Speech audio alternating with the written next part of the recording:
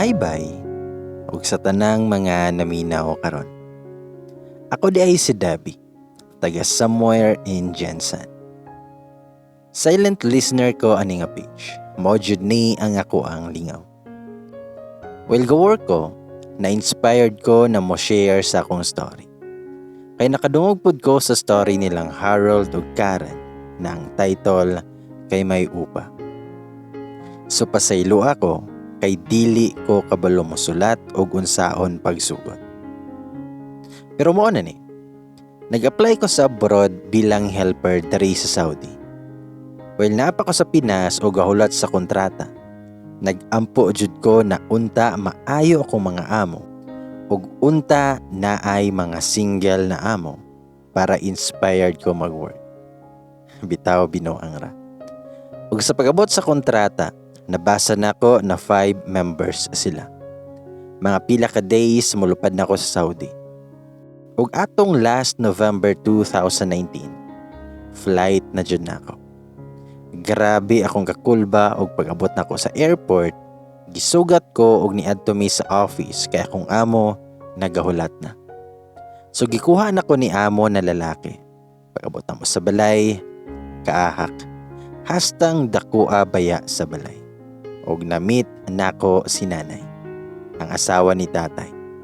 Mga tigulang na manggod sila. Naabdan pa nako ang dati na helper dito. Ako lang di ay iyang gihulat para makauli na siya. So pagkabuntag, nag-start na mi og work ug na ako'y nakita na lalaki. Nag-ask ko sa kong kauban na si Mary og kinsa to siya. Ug niya na siya, si Khalid na. Anak ko nga, hala, kagwapo niya eh. Nag-ask ko usab kung single pa ba na siya. Ug mingon si Mary, nga oo, single pa na. Napay duha ka amo nato na single nga wa pa nimo nakita. Sa moto nga nagka-close na mi ni Ate Mary, ug ni anak ko niya, nga hoy ate, crush na ko to si Khalid. Camel lang ato ang ipangalan niya. Ana si Mary, mas gwapo tong isa nga si Bunso. Murag si Ayan Veneracion og face katong artista. Mitubag ko nga wala pa man ako sila nakita. Basta ang pogi sa kuha, si Camel. Ug milabay ang pila ka adlaw, nakita na nako si Bunso og gwapo tuod di ay siya. Pero mas bet nako si Camel. Hantod ni abot na ang adlaw na muuli na si Ate Mary sa Pinas. Ako na lang jud isa ani. Boring kaya kong life work sa aga. Tulog sa gabi, paulit-ulit lang. Silang nanay ug tatay lang ang gapanawag sa kuha pag naay isugo. Nagwonder jud ko kay mga anak niya na lalaki, dili jud manawag sa kuha. Hangtod nga nag 7 months na ko dere. Og dere na pod nag-start ang kilig.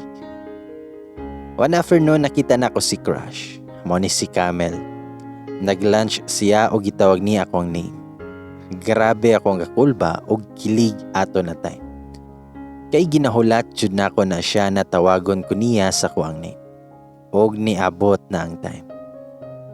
Mo ni among convo. Mingon si Camel nga Debbie, take these all plates cause I'm done. Og niana ko nga okay sir. Og grabe na ako ang kakilig ato. Post dayon ko sa ko ang Facebook. Milabay ang mga pila ka adlaw na sab, mao gyapon akong routine. Work dere, work dito, og nangita og way unsaon ako makuha ang atensyon ni Camel.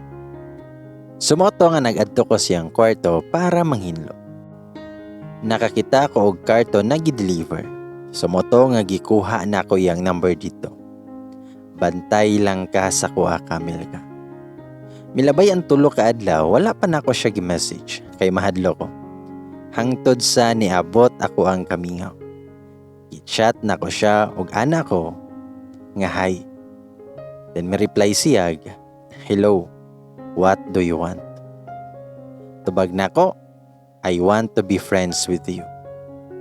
Reply niya, sorry, I cannot because of our culture and society. Pero kabalo jud ko na bawal na sila nga makipag-friends sa mga girls. Ang gusto lang unta nako kay ka-chat. Motong gisamok-samok Japon nako siya. Sin lang ko niya permi. Always ko nga gasend og pick-up lines niya. Pero sin lang jud. Hangtod ni abot ang time na giblock ko ni Kamel. Na-hurt ko ato na time. Nakaana ko nga end na jud. Pila ka adlaw unblock na sad ko niya. Balik na sad ko gisamok-samok sa iya. Pero sin gihapon. Hangtod sa gikapoy naman kog chat niya kay di man mo reply. So niundang ko, wala ko nagparamdam niya mga 2 days. Ug nangita ko og sign. If kani ako ang crush ma-message og tudlok baron og na wrong send ba, ibig sabihin na miss ko niya or naa siya'y gusto sa ko. Hangtod ni abot na ang ikaduhang adlaw na sa gabi. Mga alas 8 sa gabi, tulog na ko ana. Pero nakamata ko kay saba akong cellphone. Naay gapanawag. Pag-check na ko, si crush na ko. Na siya'y tulo ka message og 5 missed calls. Grabe akong kilig ato. Nagligid-ligid jud ko sa kama. Kaya nga ko ang sign na hitabo. Well, gi-open ako akong cellphone. Nabasa na ko yung message na open your door. I put something at your door. Please don't tell to everyone. Just keep it. So gi-open ako ang door og nakita ko og plastic nga naay sulod na mga damit. So kilig na sad ko og nag-message ko niya thank you. Ang amaw, wala jud nag-reply. Sin lang jud ko. Aha ka. Pero bahala na kay at least naa siya yata. Sumoto nga nahuman ang kilig nako. Pero chat Japon kiniya. Pero sin ra permi ang amaw. Mao Japon ako ang crush, gwapo kayo.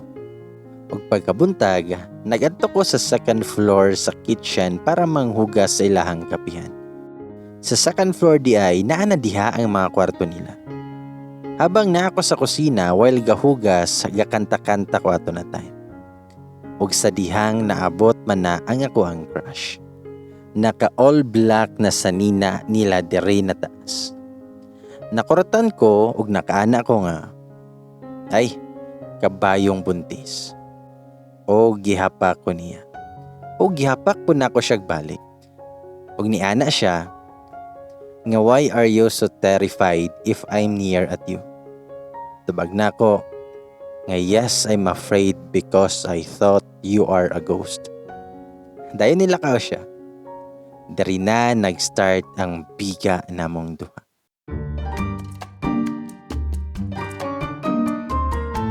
Katong paghapak niya, pagkagabian na, nag-chat ko niya.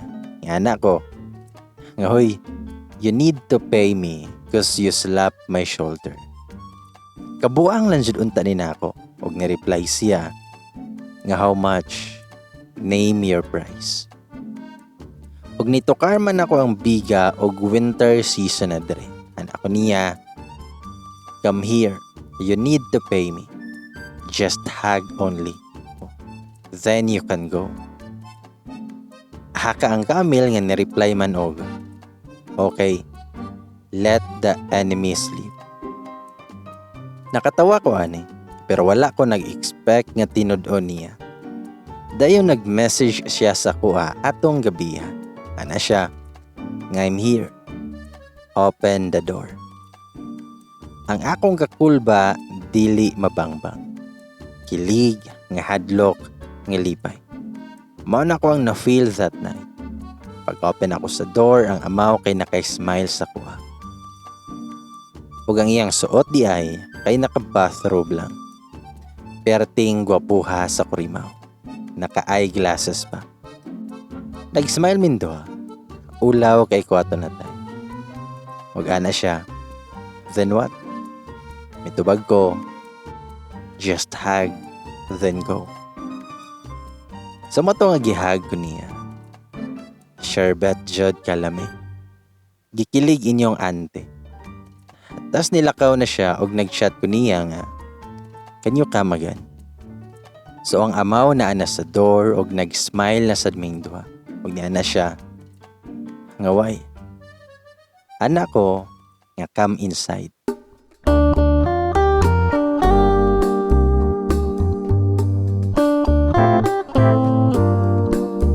So nisulod siya. Sumoto nga nag-istorya min duha. Nangutana siya sa kuha kung asa daw nako nakuha yang number. Anak ko nga sa kwarto niya. Kung ingon siya nga crazy. Tubag ko nga for you. Sa wala pa nakabalo sa kuha, abnormal jud ko. Sipat ko na pagkababae. Hilig og yaga-yaga. So mo na jud to nga istorya me. Well, gihigda ming duha, nag-ask ko niya, pwede ta ka mahag? Ana siya nga yes. So gihag na ko siya. Perting humuta sa mo. Lami kay siya. So gahag ko, ni kalit lang man na siya og sakay sa kuha. Og ni kiss dayon siya. Nasyak kay ko. Og sa kong pagkasyak, ni palos sa kog kiss. There and everywhere. Pero sa muto mo sa dili, wala joy na hitabo sa mukha. Gusto na kay ko, pero hantod kiss og hug lang jud daw may. Paghuman sa tanan, niingon siya nga this is my first time to kiss and hug a girl, and this is not good. Anak ko, ikaw nag-start og kiss og dili ako. Ug ako siyang giingnan nga maulaw nako nga makita nako siya. Mitubag siya nga let's pretend that nothing happens to us. Dinananghid na siya na moadto na siyang room ug anak ko nga okay. Pagkabuntag ana, pag-open ako sa WhatsApp, naka-block nako. Aha kaning Kamiloy. So kung magkita min duha, strangers na ang amo ang drama.